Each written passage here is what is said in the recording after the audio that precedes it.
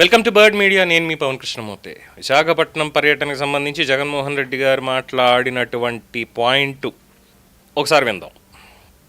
ఖచ్చితంగా చెప్తా ఉన్నాం, ఈ చనిపోయిన 6 కుటుంబాలకు ప్రతి కుటుంబానికి ₹1 కోటి కాంపెన్సేషన్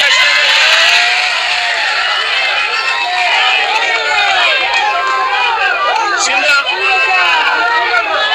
బాధిత కుటుంబంతో కలిపి 7 మందికి ఖచ్చితంగా ₹1 కోటి ప్రతి ఒక్కరికి ఇచ్చే కార్యక్రమం జరగాల. ఇదే కాదు, ఖచ్చితంగా కొత్త బోటు కూడా వీళ్ళు ఏదైతే బోటు పోగొట్టుకున్నారో కొత్త బోటు కూడా తీపిచ్చారు. ₹1 కోటి కాంపెన్సేషన్ ఇది ఒకటి. ఈ చెల్లికి చెప్తా ఉన్నాను, ఈ తల్లికి చెప్తా ఉన్నాను, చిన్నకు చెప్తా ఉన్నాను, ఈ ప్రభుత్వము స్పందించకపోయినా కూడా ఎవరు భయపడకండి, బాధపడకండి. కళ్ళు మూసుకొని కళ్ళు తెరిచేసరికి 3 ఏళ్ళు అయిపోతాయి. ఆ తర్వాత మన ప్రభుత్వం వస్తుంది. మన ప్రభుత్వం వచ్చిన 1 నెలలోపే ఈ ప్రభుత్వం ఇవ్వకపోయినా జగనన్న ప్రభుత్వం ఈ కుటుంబాలకు తోడుగా ఉండి 1 నెలలోపే మేలు చేస్తుందని చెప్తా ఉన్నాను. నాది బాధ్యత, ఖచ్చితంగా చేపిస్తానని ఏమనాలంటారు? మొన్నే జడ శ్రవణ్ గారు చాలా స్పష్టంగా ఒక మాట అన్నారు. పిల్లికి కూడా బిచ్చం పెట్టాడు జగన్మోహన్ రెడ్డి, 10 పైసలు కూడా ఖర్చు పెట్టాడు అని చెప్పని.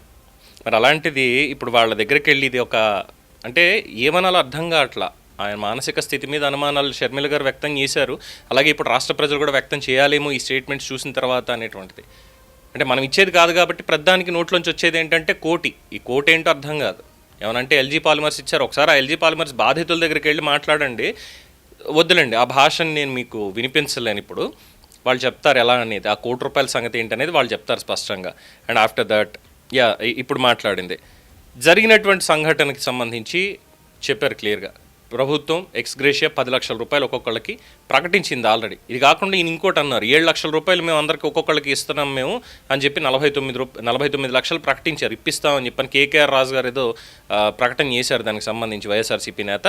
అండ్ అది ఎప్పుడనేది మనకు తెలియదు. పక్కన పెడితే 10 లక్షలు ఇస్తే ముష్టి వేసినట్టు అని చెప్పి మళ్ళీ జగన్మోహన్ రెడ్డి మాట్లాడడం. ముష్టి వేసినట్ట 10 లక్షలు ఇస్తే? ముష్టి వేసినట్ట?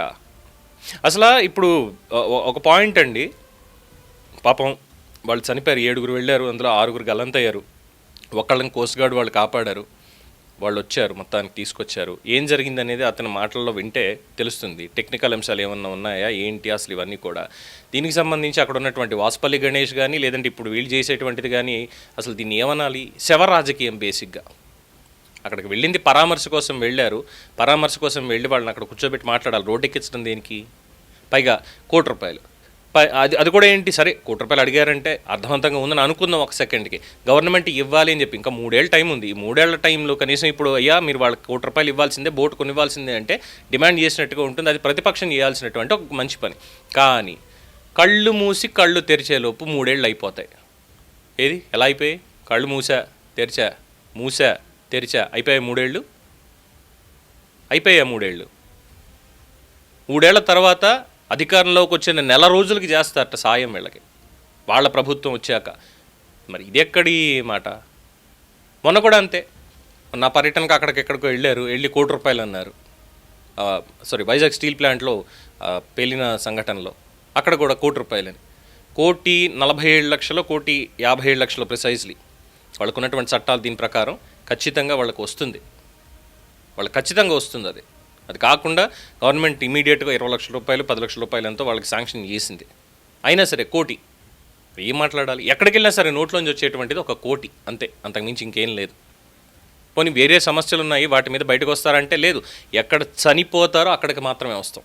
మరి ఈ మనస్తత్వాన్ని ఏమనాలి? మనం ఎలాగ ఇచ్చేది లేదు, అయినా సరే ₹1 కోటి జపం చేయాలి. ఇది ఆ పరిస్థితి.